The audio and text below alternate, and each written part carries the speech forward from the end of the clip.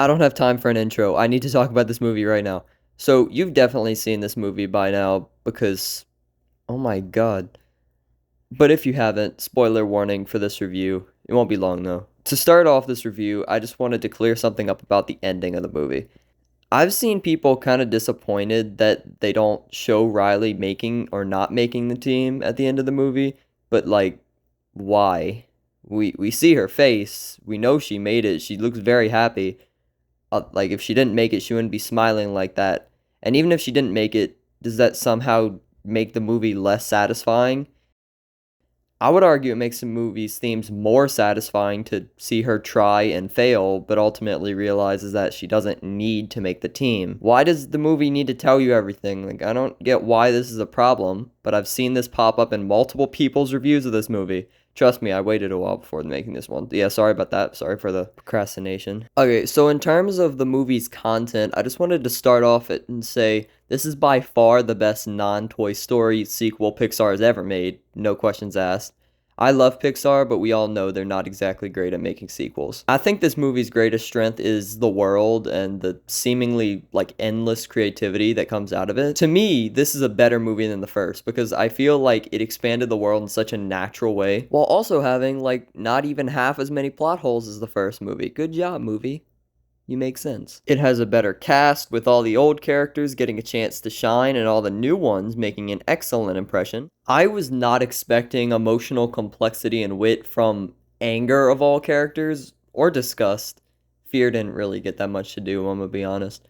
None of the characters were annoying, even if Envy didn't really embody envy or jealousy that well, especially for the middle chunk of the movie. That might actually be my biggest issue with the film. Not envy specifically, but the whole middle chunk of it. The movie had a great beginning and a fantastic ending, but the middle was just good. I know that sounds like complaining, but I do genuinely think the middle chunk was good. I just think its issues stem from the pacing that dragged kind of in the middle. It's not a huge issue. The movie never became boring or anything. I just feel like it stalls for a bit. It's only about 30 minutes, so it's fine. Oh yeah, I should probably mention something. This movie genuinely does not feel like an hour and a half. It feels like 2 hours, which might sound like a bad thing, but honestly, I wasn't ready for it to end. I was happy it felt longer than it really was because it was a really fun time. Aside from that, there were a few other things I liked, like I really felt for Riley in this movie, and I genuinely cared about if she was going to be okay in high school or not because, well, I'm going to high school now, so I really felt this movie's message because I'm kind of the perfect demographic for it. I really like how the whole role model character, who I think is named Val, is sort of set up as a twist villain who is going to be a bad influence on Riley, but in the end, she's genuinely just an older high schooler that wants the best for Riley. Or at least she encourages her and seems to be on her side most of the time. I like how she's set up to be sort of an antagonist for Riley's life, to stand alongside anxiety being the main villain inside of Riley's mind, as sort of the cause for the anxiety that's happening inside of her head. But I like how instead of that, she's not an antagonist at all. She's just the cool older kid that wants to help Riley and is genuinely a real person. She's a genuine person that wants the best for Riley and the team, and I could not tell you how much a bad twist villain could have ruined this film.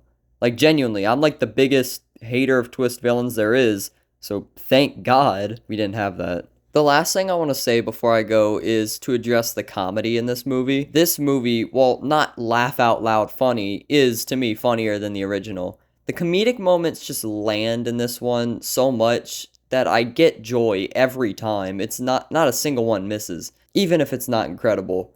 The first movie I still think is somewhat funny, it's just not quite what we see here. Regardless, I don't think it really matters how funny this or the last movie was, because I don't come to this franchise to laugh. I come for the world building, the characters, the emotion, the music. Oh, and by the way, I actually stayed after the movie to watch the credits to pay respects to all of the amazing artists, animators, writers, and musicians that made this movie possible. So this movie, overall, is amazing. I was honestly kind of worried seeing that they were going to make this because I know that they're not great at making sequels, but I honestly now would not mind an Inside Out 3, and I kind of want it. I feel like there's a lot of room for expansion, and I feel like this is probably one of my favorite Pixar franchises now. So overall, a 9 out of 10 for this movie. For those who are curious, I would give the first film an 8 out of 10. Alright, well I think that's it, so I'm gonna let y'all go. Thank you for watching, and I'll see you in the next video.